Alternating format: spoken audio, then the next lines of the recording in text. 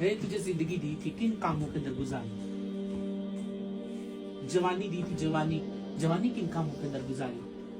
پھر مال کہاں سے کمایا، کہاں خرچ کیا؟ ہم نے جیسے مال کمانے کا سوچا ہے نا، مال خرچ کرنا تو دور کی بات ہے، ہم تو جوڑنے والے لوگ ہیں، جوڑ جوڑ جوڑ جوڑ جوڑ جوڑ جوڑ۔ مال کہاں سے کمایا، کہاں خرچ کیا، علم دیا تھا اس پہ عمل کتنا کیا؟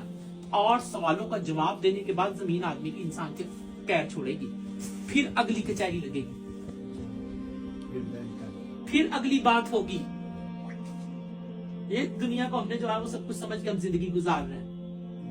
تم یقین جانو اپنا، میں نے ایسے وقت بھی دیکھے ہیں کہ 10 روپے جیب میں نہیں ہوتے تھے، اللہ نے پال کے دکھایا، اللہ نے کھلایا، اللہ چیزیں دکھاتا۔ ایمان پتہ کیا ہے؟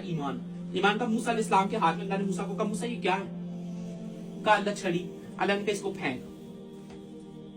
جیسے ہی پھینکا تو اژدہا بن گیا۔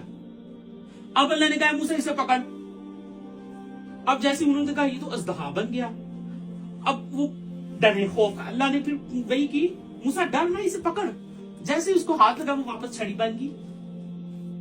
اب چھڑی کو اژدہا اور اژدہا کو چھڑی، یہ بنانے والا کون ہے؟ اللہ۔ اسی طریقے سے اللہ مال دولت چیزیں نہیں چھینتے، اسباب نہیں اللہ چھینتے، اللہ ان ساری چیزوں کے اندر انسان کو ناکام کرتے ہیں۔